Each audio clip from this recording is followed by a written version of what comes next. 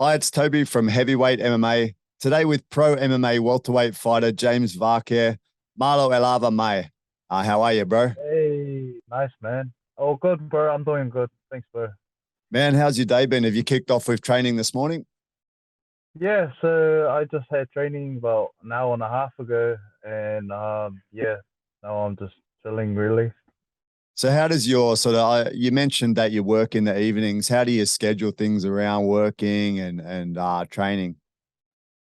Oh, just I just find a way to prioritize my pretty much training is the main priority, and then I just schedule work around it. I most yeah, so I work during the evening, so if say I have like I'm just gonna throw a random example out there, like about 5 or 6 o'clock start, then I'll probably do one training before, like an hour or two beforehand, and yeah, and then I'm pretty much set for the day. Yeah.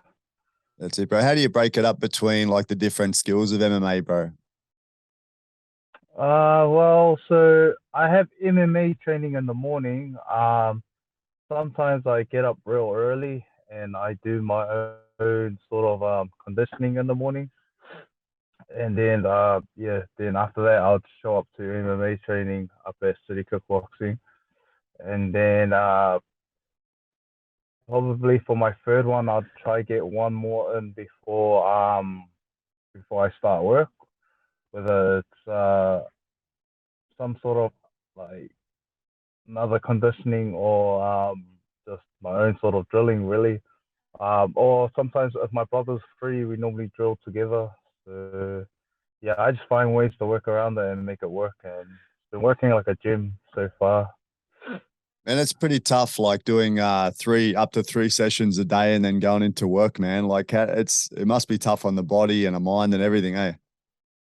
Yeah, oh well, you have your days where it feels real slow and mellow, and yeah, you just feel too exhausted to go about your day. But I guess my body and my mind's already immune to it, and yeah, just becomes a lifestyle really. And yeah, it's good as well because it also keeps me busy as well. Helps me stay prioritized on the task, and yeah, I'm living the dream, bro. Yeah, can't complain.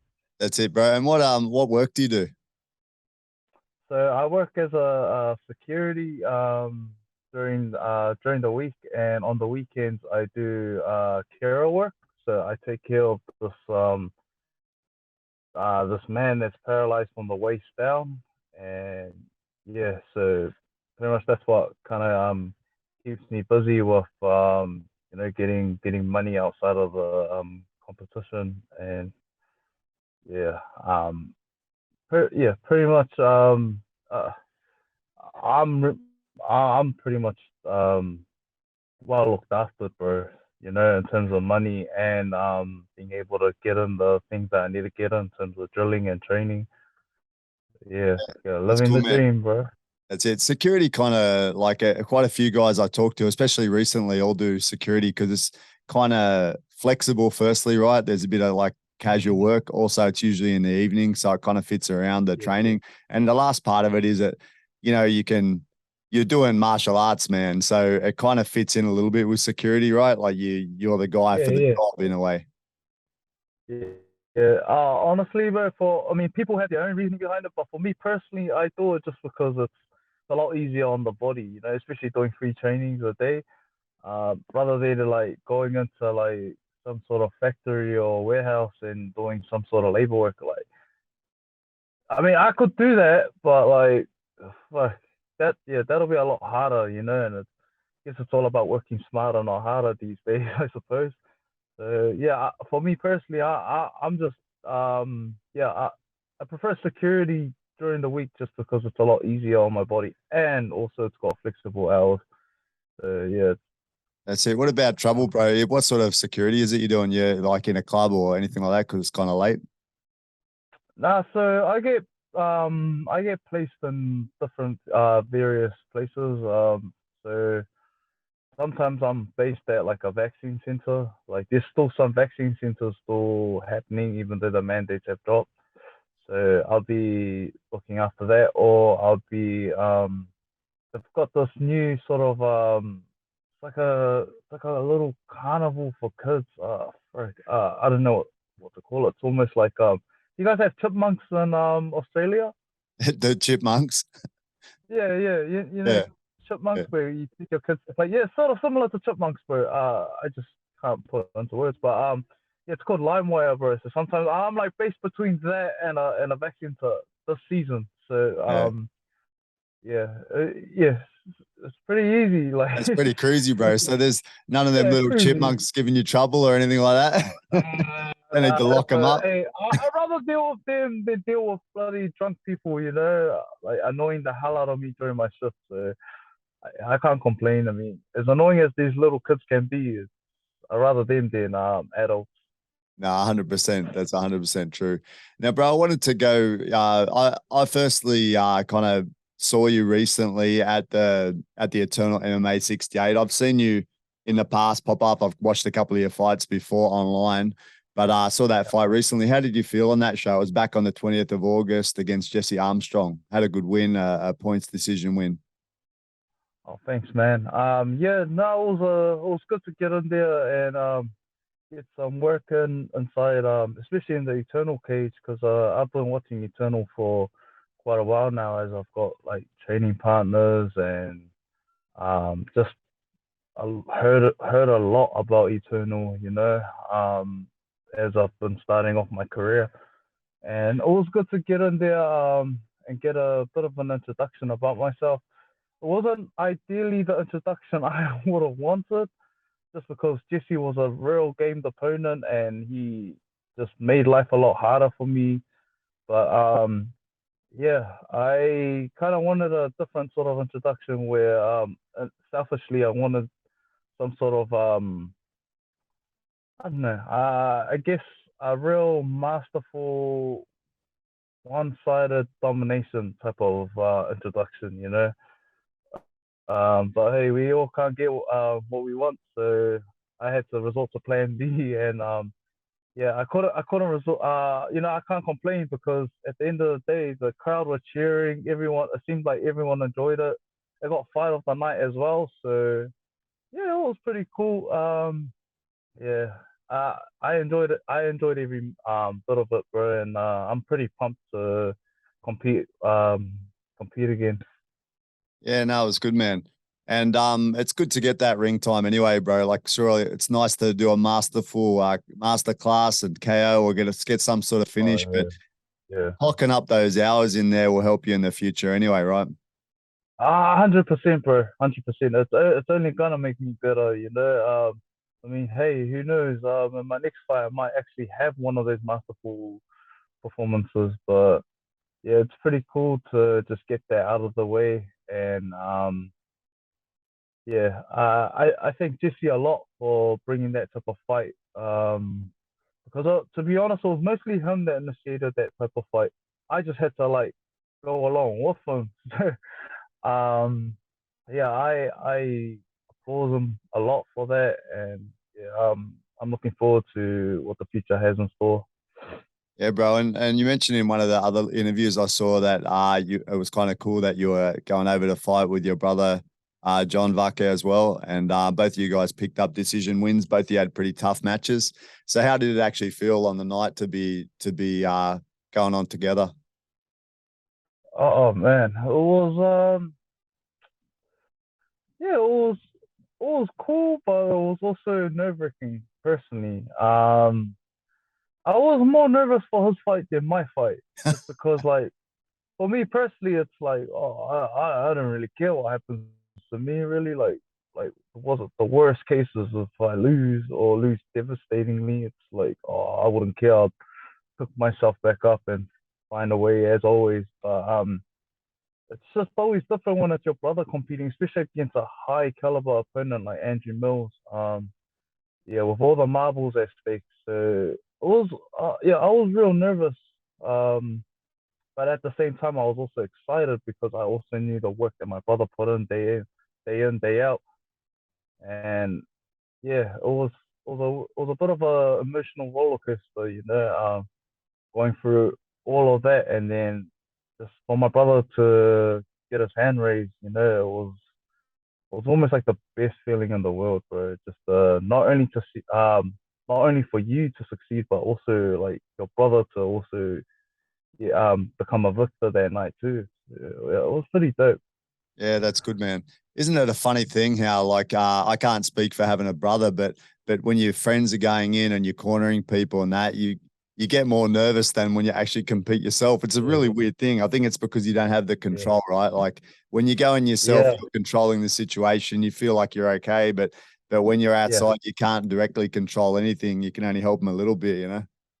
Yeah, exactly. Because like at the end of the day, he's the one that has to go into the cage. Like no matter what I tell him to do or whatever I would want him to do, at the end of the day, it's literally just him and Andrew or whoever inside there. So I guess that's where the nerves really stem from. Is just understanding that um we can work together as a team all we want, but at the end of the day, it's literally man and a man inside that cage. And yeah, um, outside of being a fighter and that, it's a scary feeling. It's a pretty scary feeling to come to that conclusion, understanding that your loved one, like your brother and like any of my teammates, whatsoever, are about to get into that sort of hell, hell on earth. That's it, man. And talking about you guys, you're a fighting family, man. You and your late brother as well, John Fal, are all together fighting, man. How did that come about that you all three you found fighting? Is it something that was already in the family? Is it just started with you guys or what? Yeah, so my brother, so we grew up watching UFC. We've been watching UFC since we were in high school, all three of us, since we were all three in high school. But me and my younger brother were fortunate enough to, because we were a lot younger than John. John was real dedicated and serious about pursuing being an MMA fighter. Just from us constantly watching UFC all the time. And John actually pursued it. I think it was straight after high school, I'm aware. And then yeah, so pretty much John set the bar for us as he started, and then me and Fao pretty much we wrestled in high school. That was like our little entree into the sport, was competing in high school, doing high school comps, and it was not till a couple of years after, like, so I think there's a 2 year gap between me and Fao. So I think it was as soon as I finished high school, which would have been Fao's, I think, last year or somewhere. Yeah. Sorry, my maths is real bad. But and my memory. But yeah, so yeah, that's when I decided to pursue it.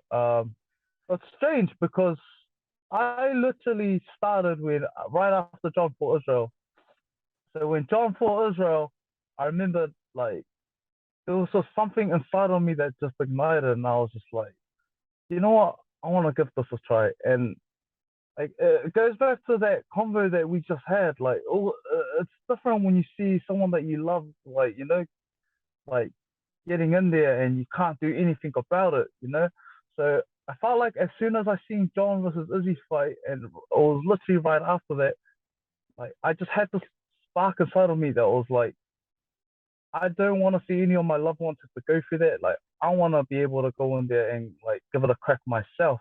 You know, um, I want to be the person in the arena.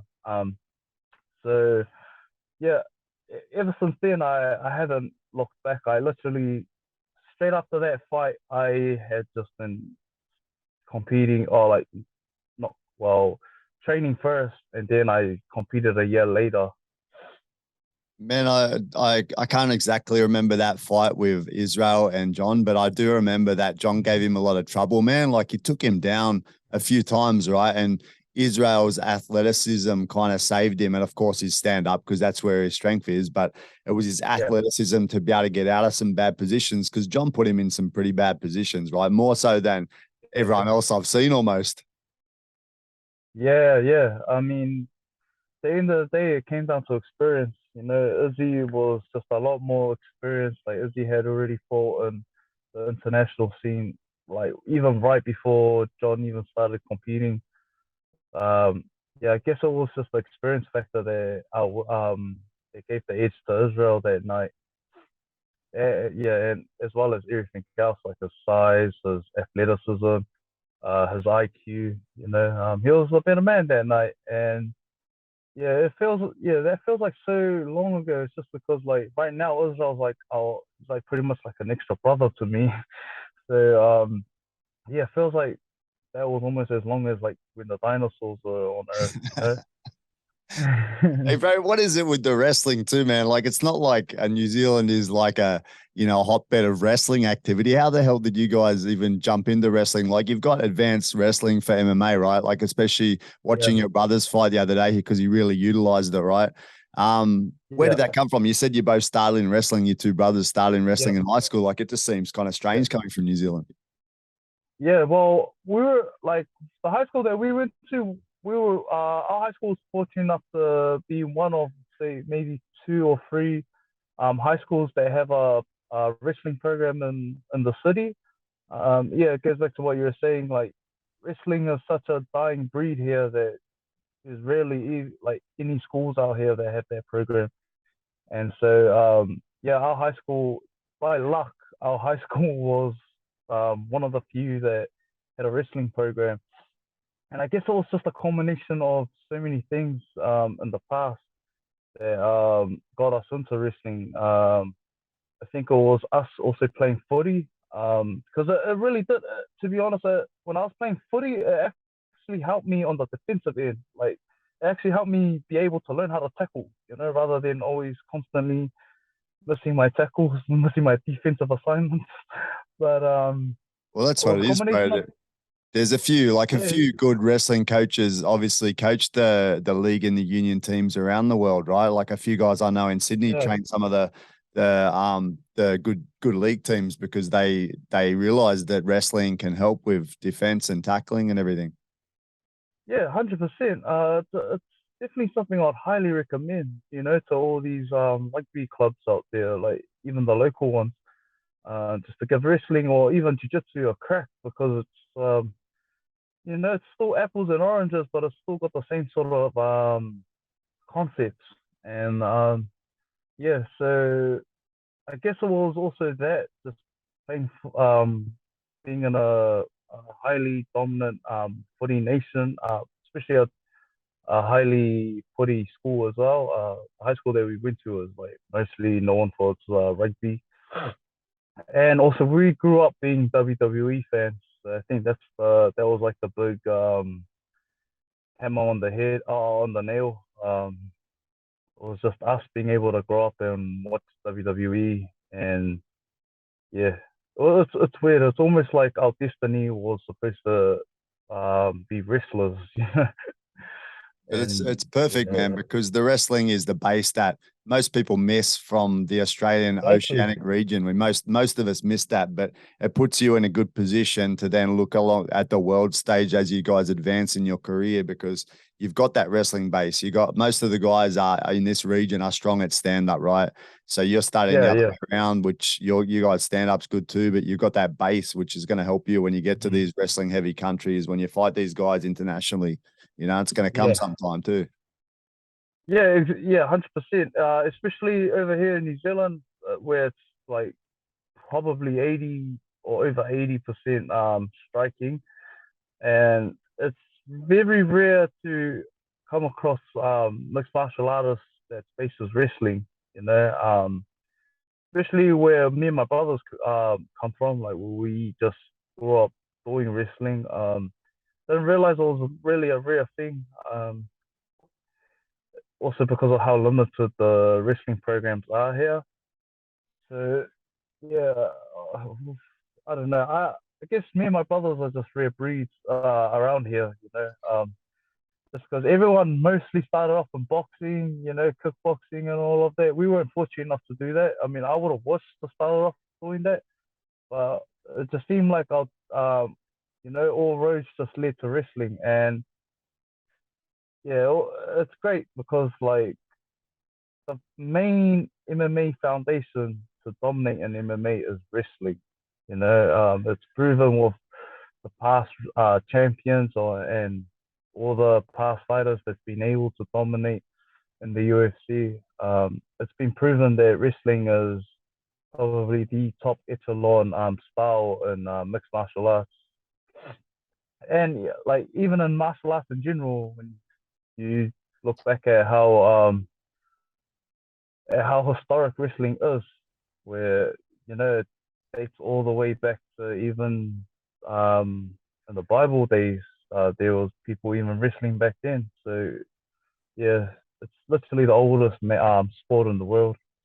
And Exactly, yeah, man. I'm quite fortunate. And your brother represented Tonga as well, right? Recently. Yeah, yeah. So it was good because he ended up going back to our roots, which was wrestling, and decided to give it a crack. And it was a surreal feeling because not only did he go back to his roots, but he also decided to represent our motherland. And it honestly, it doesn't get any crazier than that because it still seems like at one point we were just kids that attended the our high school, Kelston Boys High School. It still feels like that was just yesterday, and then literally I'm falling asleep, waking, and then opening my eyes, and then this guy's on the world stage competing against the best wrestlers in the country. Oh, sorry, in the globe. And yeah, it was just a surreal feeling. And guess the advice I just kept giving him was just to soak every moment in, and also just understand that like everything that has happened in your life and in your journey, like you earned this right to be able to be on this world stage and do this. Like it's a privilege, but at the same time, you earned it. Like you got in there and done the hard yards. You jumped in all those wrestling comps when you were 18. Like all of that, all paid off literally for that one moment. And yeah, it's a cool feeling. My brother also told me that he's not sleeping on giving it another crack. So hopefully in the next 4 years we can hopefully see him back in there representing Tonga or even New Zealand. Hopefully, if he gets an opportunity to represent New Zealand, that'll be pretty cool. But regardless, just to get that opportunity to go in there and represent your country, um, doing what you've been doing since high school, we don't take it for granted at all. Like, yeah, yeah, we don't take it for granted. It's a real feeling. It's great, man. It's actually I've seen this thing rise a few times within the last year with a few athletes that live in New Zealand getting the chance to represent, like you said, a motherland. Whether it's New A, like some of the young boxers recently went over with Lola Hermuli represented New Yeah, A, and then also I think there was I think one of the Samoan guys as well I saw representing as well. So it's good, man. It's great that you get the chance. yeah. And then all these skills that he's picking up and you guys are picking up along the way, training together, the wrestling, like when I watch you guys, your shots and that are so different. It's a different level. It's like there's a very different level from someone that's trained wrestling extensively to someone that hasn't. And it's like you guys are on fast forward. Yeah. It's like there's a Oh, fast forward takedown. Like, how'd that happen so fast? Especially the doubles, man. You guys are shoot for doubles so fast in comparison to someone that hasn't really focused just on wrestling so much. yeah. It's just easy, but like when we've been doing that for the last 10 years, it just comes off second nature just to be able to just go in, and it just feels like a sprint. Like Yeah. it's almost like if I see a leg, it's like I can just go for it instantly. Um, yeah, but yes, yeah, it comes down to just that experience, bro, and that's what I'm always blessed and thankful for that we're able to start off doing that because I swear it would not look like that if we just picked up wrestling 2 or 3 years ago. Yeah. There's no way in hell it would look like that. Yeah, there's a difference between like a lot of people go to BJJ and stuff and learn a takedown there, but it's the takedown is very different. It's not the same explosivity and that. Nah, nah, 100%, bro. It's apples and oranges. Yeah, bro. Hey, talking before about motherland, Tonga. What sort of connection do you have with Tonga, and how did it, like, were you born in New Zealand, born in Tonga? How much relationship do you have with the country now?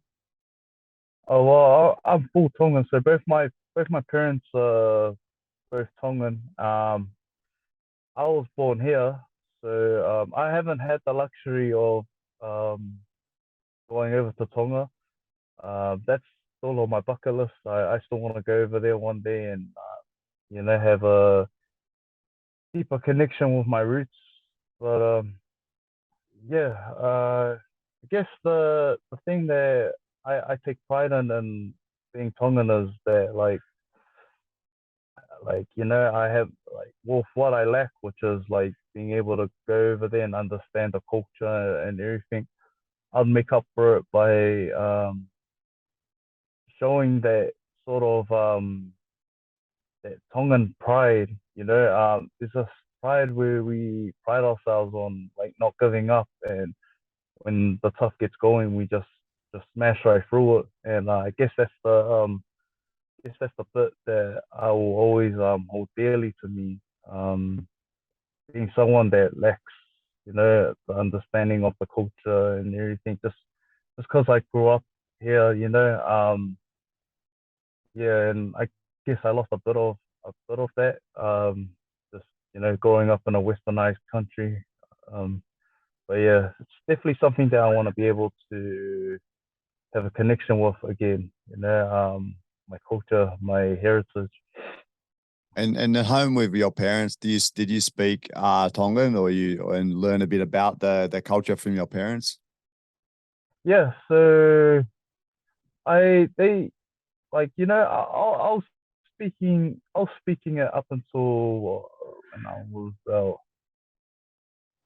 till maybe till when I got to high school, which would have been 14. And then my parents was just very lovely enough to like give us our own freedom of choice. And I guess ever since after they gave us that, it was almost like I just everything just went out the window. Like I just completely stopped speaking Tongan. I got the freedom of choice to do whatever I wanted. Um, yeah, and yes, yeah, I got a lot of catching up to do. So That's that, bro. But the thing is, you got the base, man. Up to that age, you got a big base. It's like stopping wrestling now and starting again in a couple of years. You still got the yeah, movements inside you. So there's always the yeah, potential yeah, to go back to it. yeah, 100%, bro. It'll never leave, no matter what. Like no matter how old I get or whatever, it'll never leave me. So yeah, Yeah, it'll make my life a lot easier when I have to catch up to it. true, man. And you mentioned before about that the fighting spirit and of Tongan people. You've got a few around you. You got Dougie over in the gym, man. Do you do much work Oh, with Dougie? yeah, yeah. We do a lot of work together. He is probably the main reason why my striking I was able to sharpen up my striking the last couple of years. Uh, just him being able to implement his style and just giving us like giving out his knowledge to me. Uh, yeah, I don't take it for granted at all, and I try to take every bit of knowledge that he gives me, especially when it's a bonus when it's another fellow a Tongan legend as well. Um, yeah, I take every bit of information from him, and I guess that's what kind of upsetted me with my last fight was just because I didn't feel like I got the opportunity to showcase the striking that we had been working with together. I guess one of the factors was that he wasn't able to come over too, which um, yeah, I mean, like it was yeah. Well, I mean, it would have been a bonus, but like I mean, I still got the job done, but yeah, I guess that's what upsetted me was just knowing that I know I could have done a lot better, like a lot, like in terms of my striking. I know my striking could have been a lot more methodical. Yeah, bro. I mean, you got that system, the CKB system that you obviously need to keep working on and perfecting, right? Because it takes time to get to Yeah. those upper levels of that. You've already got the wrestling there, and then to add the striking system in, you're gonna be you guys are gonna be very strong later, man. Looking forward to it. Oh yeah. Yeah, just trusting in the process, bro, and just chipping away day by day. Exactly. Man, we're looking over some of your last fights. Which sort of fights stand out to you as like, I don't know, difficult or good for you, or that you enjoyed out of your fights that you've had in the professional ranks? Hmm. I guess, man, Let's jump to like the let's with this. jump to that Brant Cogill one firstly. That was a difficult fight, man. It was like fighting Yeah, Wonder yeah, yeah. or Let's jump something, right right? into it. Yep. Like that was a difficult one, yeah. Just the dealing with Uh, someone who's pretty uh, much like a karate points movement fighter, like moving around a lot. Quite difficult for you, yeah. yeah. Nah, I swear it wasn't that difficult. I made it difficult. That was it. Like Yeah. I was fighting two people that night. I was fighting him and I was fighting me. I felt like I was fighting me more than I was fighting him. Like and that's what still pisses me off with that fight was that like granted he won that fight fair, like like fair game, like I can't I can't hate on that. Like at the end of the day it's still the one on my record. So granted he capitalized on a bad night, um but on a realistic standpoint it wasn't difficult at all. um that yeah that wasn't me, bro. Like I overcomplicated. Like there were so many things that I overcomplicated in that fight. It had nothing. Literally had nothing to do with a style. It was just up here, bro. It was just up here that really put on the facade, bro. When in reality it was like, wait, what? It wasn't. Wait, that wasn't as hard as I thought. Like what? Like yeah, it's just I felt like one of the reasonings behind it was prior to that I had a 2 year layoff, bro, and like I had never ever like that was the first time in my career I ever had a layoff, and I guess prior to that it was everything. It was like every sort of negativity was raining through my head, like is ring rust real? Um, like are you even gonna be fit enough to survive even 5 minutes? Like there was like all these over complications like raining through my head, like oh my gosh, what if this guy like just knocks you out because you had it like you hadn't been competing in such a long time. Like it's all of that instead of like I I know what I've got. I can still beat this guy. Um, trust in yourself. Like I had no sort of positivity in my head whatsoever, and that was the and I guess that was the lack of experience at that time that I was lacking, But I think the thing that I took away from that I guess made me a better fighter today was being able to grow off that and understand like to obviously never do that again. Like never have all those negative sort of energy just all soak up in your head and everything, and just being able to just back yourself.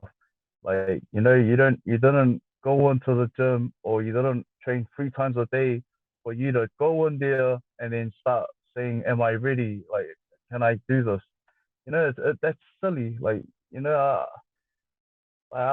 it's stupid, bro. And I feel like I'm in a state of mind right now where I'm too experienced for that. Like, even prior to my fight before Jesse, I hadn't been in the cage 3 years, bro. Like, so that one was longer than the last layoff. And the difference between that and the one I had before Brent, like, was just literally that state of mind. Like, it was literally understanding that, like, there was one bit of me before that brand fight that was saying that ring rust is real. Like, I may as well have said that, with all that overcomplication that was in my head. But then when I fought 2 months ago before Jesse, guess what changed that was just literally just backing myself. That was the massive difference, was just backing myself. It didn't matter how long I had away from the cage or whatever, I was just backing myself and understanding the tools that I got in my back pocket, and knowing that I am a pretty damn good fighter, and it doesn't matter who on the night. Like it could be Goliath and I'd still beat him. So it was literally just a change of that. It was a change of mentality from both fights, and it made a massive difference. A massive difference. Whereas in Brand's fight, just having that one little bit of negativity, like you could even see it in that fight as well. I was like a shell of myself for all three of those rounds. Like all I missed all the time, I was frozen. So I just knew that like that's why I like. It's been a while since I've seen that Brand fight. I've probably seen it once or twice.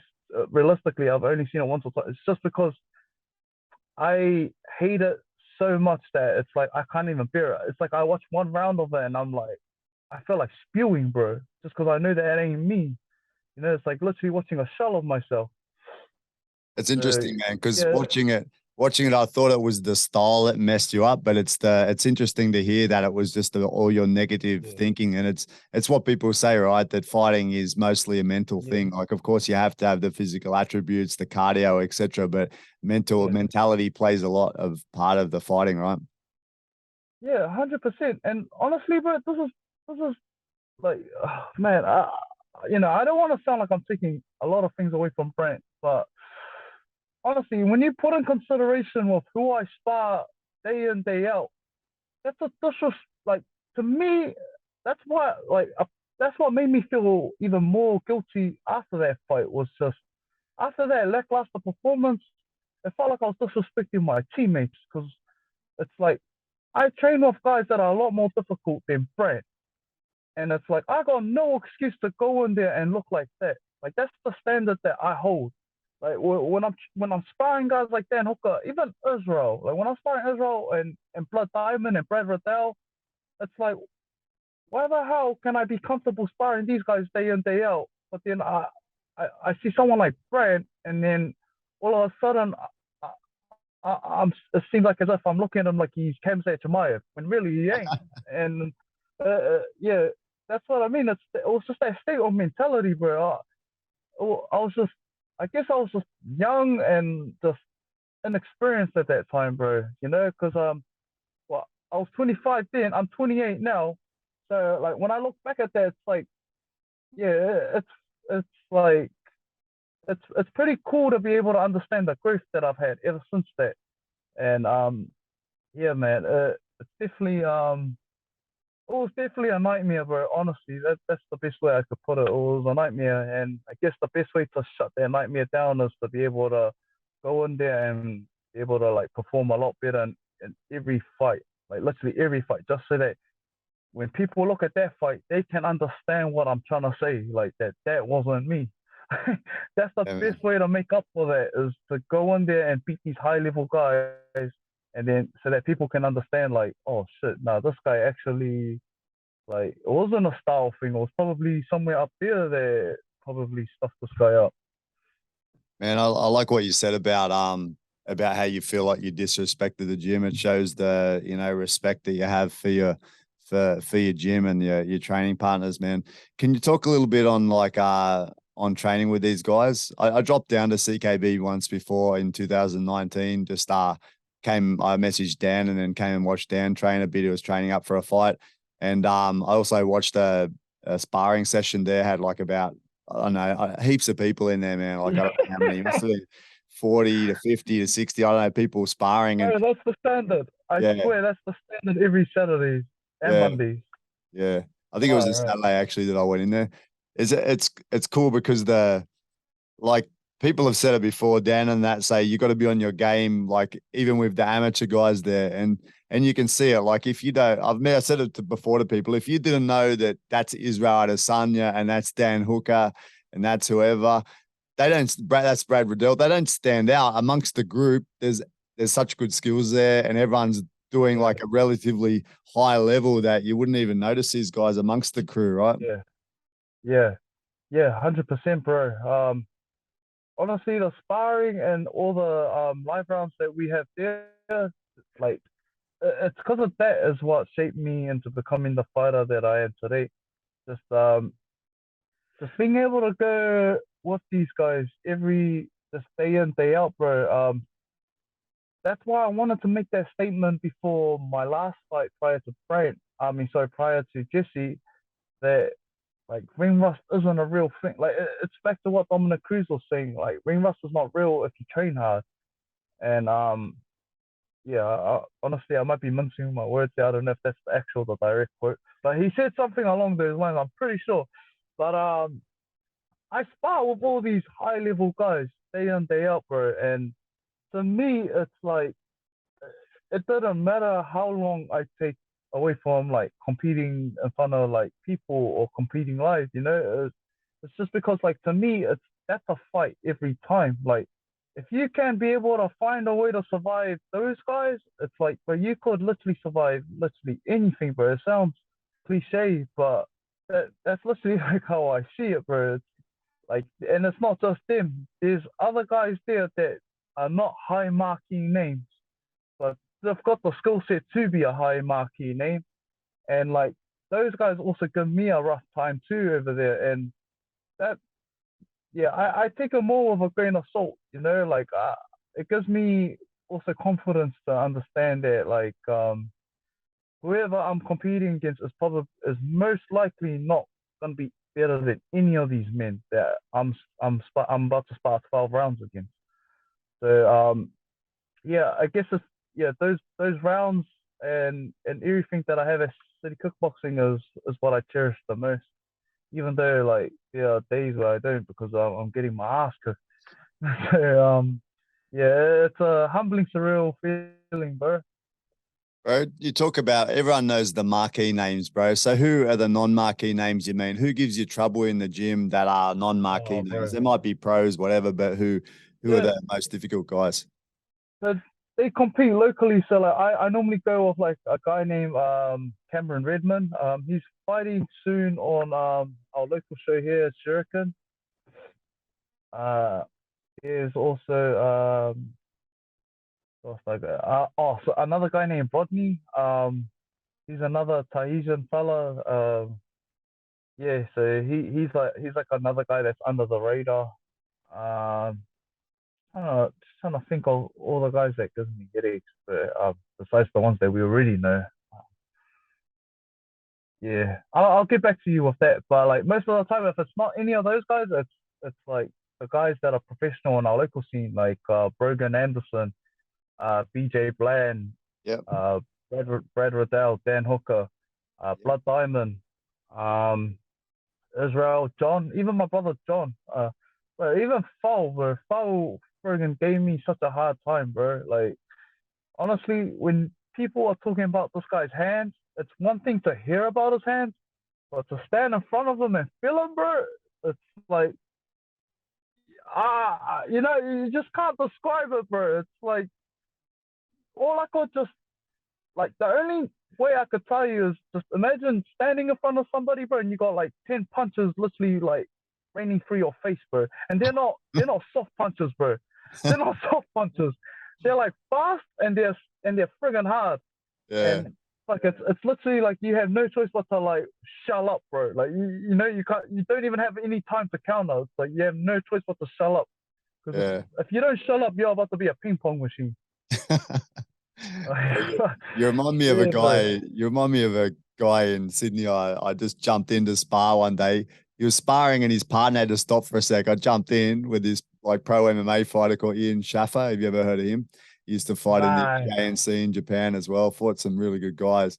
And same thing within like probably 1 minute, he smashed me so many times. I'd look like I'd had a 5 round fucking fight, 5 minutes or something. Just marks all over me, just like a machine gun, man. Crazy. And we're not even getting paid for it neither, eh? We're like we're Exactly. literally going in there for free to like go through a war like that. and then go home later on and be happy about ourselves.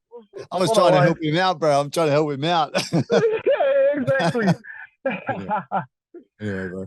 Yeah, Yeah. man. So we've been going for a while, bro. So we'll jump on to probably the main thing I wanted to talk about at the end was what's the goals, man, for you in the future? And obviously your goals in the sport. What do you have in mind?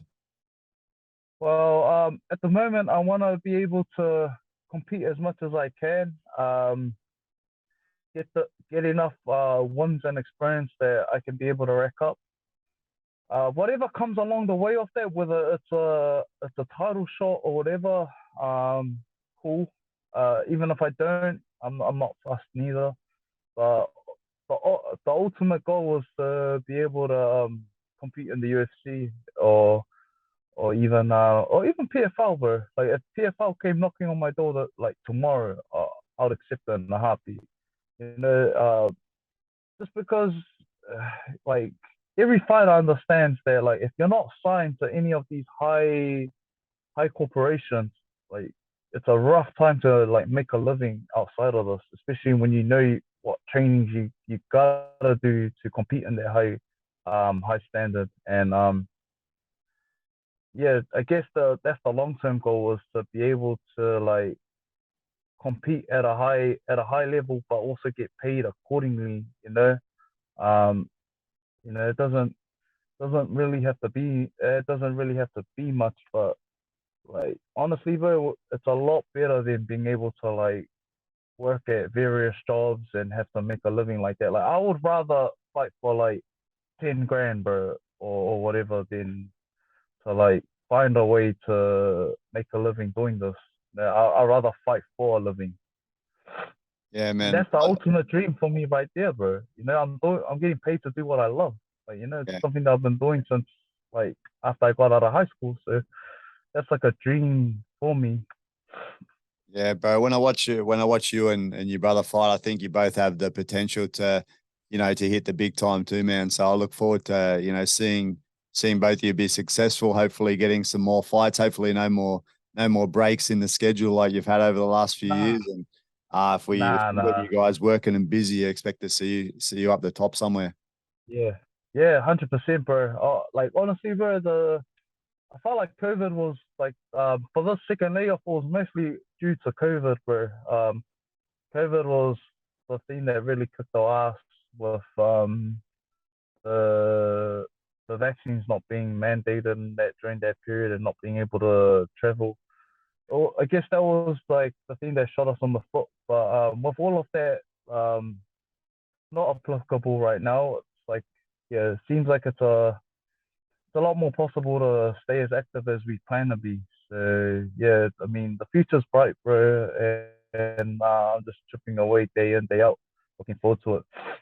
Perfect, man. Well, thanks so much for your time, man. I'll definitely be paying attention to the Vake brothers, man, and I hope I can catch you or your brother in the future for an update.